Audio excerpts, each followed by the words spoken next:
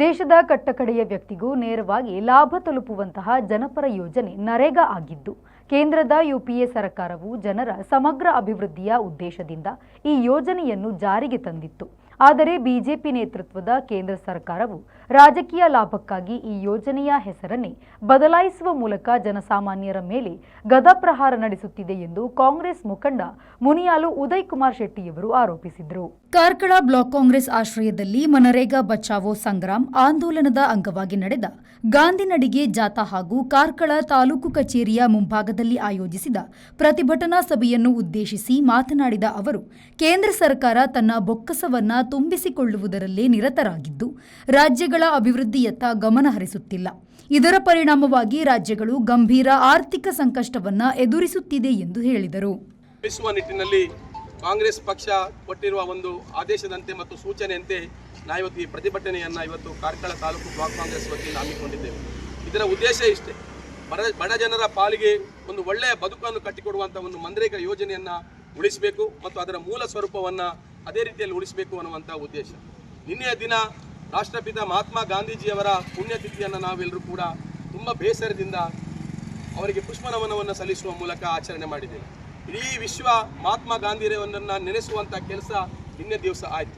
BJP ನೇತೃತ್ವದ ಕೇಂದ್ರ ಸರ್ಕಾರವು ಮಹಾತ್ಮ ಗಾಂಧಿ ಗ್ರಾಮೀಣ ಉದ್ಯೋಗ ಖಾತರಿ ಕಾಯ್ದೆಯ ಹೆಸರು ಮತ್ತು ಮೂಲ ಸ್ವರೂಪವನ್ನೇ ಬದಲಾಯಿಸಿ ಕಾರ್ಮಿಕರ ಉದ್ಯೋಗದ ಹಕ್ಕನ್ನು ಕಸಿದುಕೊಂಡಿದೆ. ಹಿಂದಿನ ಉದ್ಯೋಗ ಖಾತರಿ ಯೋಜನೆಯನ್ನು ಮರುಜಾರಿಗೊಳಿಸಿ ಮತ್ತೆ ಗಾಂಧಿ ಹೆಸರನ್ನು ಪುನರ್ ಸ್ಥಾಪಿಸಬೇಕು ಎಂದು ಅವರು ಆಗ್ರಹಿಸಿದರು. ಜಿಲ್ಲಾ ಕಾಂಗ್ರೆಸ್ ವಕ್ತಾರ ಬಿಪಿನ್ ಚಂದ್ರಪಾಲ್ ನಕ್ರೆಯವರು ಮಾತನಾಡಿ, ಕಾಂಗ್ರೆಸ್ ಆಡಳಿತ ಅವಧಿಯಲ್ಲಿ ಜಾರಿಯಲ್ಲಿದ್ದ ಜನಪರ ಯೋಜನೆಗಳನ್ನು ಹಂತ ಹಂತವಾಗಿ ನಿಷ್ಕ್ರಿಯಗೊಳಿಸುವ ಪ್ರಯತ್ನವನ್ನು ಪ್ರಧಾನಿ ನರೇಂದ್ರ ಮೋದಿ ನೇತೃತ್ವದ ಕೇಂದ್ರ ಸರ್ಕಾರವು ಮಾಡುತ್ತಿದೆ. ರಾಮನ ತತ್ವಾದರ್ಶಗಳು ವಿಶ್ವಮಾನ್ಯವಾದರೂ ಕೂಡ ರಾಮನ ಹೆಸರಿನಲ್ಲಿ ಬಿಜೆಪಿ ರಾಜಕೀಯ ಮಾಡುತ್ತಿರುವುದು ಖೇದಕರವಾಗಿದೆ ಎಂದು ಹೇಳಿದರು. ಸಂಗತಿ ಎಲ್ಲ ವಿಚಾರವನ್ನು ಎಳೆ ಎಳೆಯಾಗಿ ಬಿಡಿಸಿ ಹೇಳಿದ್ದಾರೆ. ಹೆಚ್ಚಿಗೆ ಹೇಳೋ ಅವಶ್ಯಕತೆ ಇಲ್ಲ. ಆದರೆ ಮನಸ್ಸಿಗೆ ತುಂಬ ಬೇಸರವಾಗ್ತದೆ. ಯಾಕಂದರೆ ಯುಪಿಎ ಸರ್ಕಾರ ತಂದ ಗಾಂಧಿಯ ಹೆಸರಿನ ಮೂಲಕ ಹಳ್ಳಿಯ ಜನರ ಉದ್ಧಾರ ಆಗಬೇಕು. ಪ್ರತಿಯೊಂದು ಮನೆಯಲ್ಲೂ ಯಾರು ಉದ್ಯೋಗ ಇಲ್ಲದೆ ಇರಬಾರ್ದು. ಮನೆ ಜನರ ದೀಪ ಬೆಳಗಬೇಕು. ಅವರ ಮನೆಯಲ್ಲಿ ಒಳ್ಳೆತನದ ಇರಬೇಕು. ಅವರ ತೋಟದಲ್ಲೇ ಕೆಲಸ ಮಾಡಿದ್ರು ಅವರಿಗೆ ಕೂಲಿಯನ್ನು ಕೊಡುವಂಥ ಒಂದು ಒಳ್ಳೆಯ ಪದ್ಧತಿ.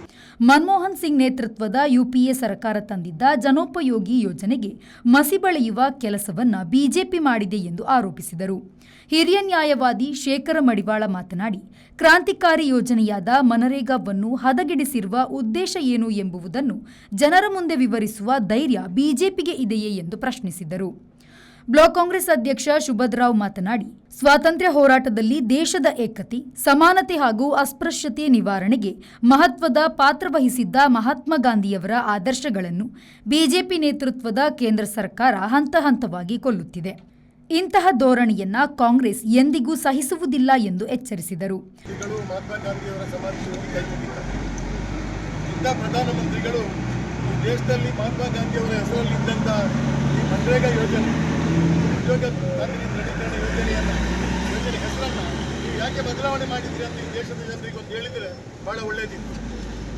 ಈ ಹೆಸರಿನಿಂದ ನಿಮಗೇನು ತೊಂದರೆ ಆಗಿದೆ? ಕೇಂದ್ರ ಸರ್ಕಾರಕ್ಕೆ ಮಹಾತ್ಮ ಗಾಂಧಿಯವರ ಹೆಸರನ್ನು ಯೋಜನೆಗೆ ಇಟ್ಟದ್ರಿಂದ ದೇಶದಲ್ಲಿ ಈ ಯೋಜನೆ ಮಹಾತ್ಮ ಗಾಂಧಿಯವರ ಹೆಸರಿನಿಂದ ಖ್ಯಾತಿ ಪಡೆದಿದ್ದರಿಂದ ನಿಮಗೆ ಆದ ತೊಂದರೆ ಏನು ಎನ್ನುವುದನ್ನು.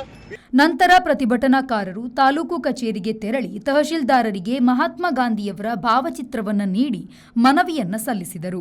ಈ ಮನ್ರೇಗಾದ ವಿಚಾರವಾಗಿ ಒಂದು ಸಾಂಕೇತಿಕ ಪ್ರತಿಭಟನೆಯನ್ನು ನಾವು ಶಾಂತ ರೀತಿಯಲ್ಲಿ ಮಾಡಿದ್ದೇವೆ. ಕಾಂಗ್ರೆಸ್ ಕಚೇರಿಯಿಂದ ತಾಲೂಕು ಕಚೇರಿವರೆಗೆ ನಾವು ಪಾದಯಾತ್ರೆ ಮಾಡಿದ್ದೇವೆ.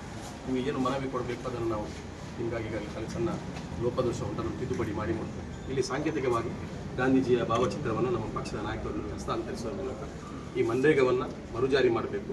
ಏನಾದರೂ ಮೂಲ ಸ್ವರೂಪವಾಗಿ ಅದರಲ್ಲಿ ಯಾವುದೇ ಬದಲಾವಣೆ ಆಗದೆ ಅದೇ ಮನ್ರೇಗಾವನ್ನು ಜಾರಿ ಮಾಡಬೇಕು ಅನ್ನುವಂಥ ಮನವಿಯನ್ನು ಸಮಸ್ತ ಕಾರ್ಕಳ ಬ್ಲಾಕ್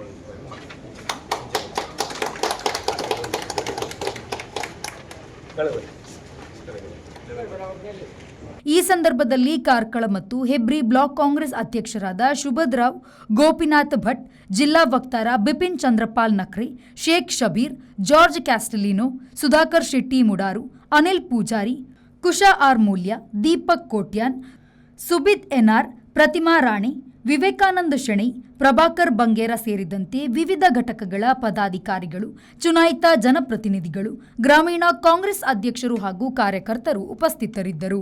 ಖಲೀಲ್, ವಿ4 ನ್ಯೂಸ್, ಕಾರ್ಕಳ.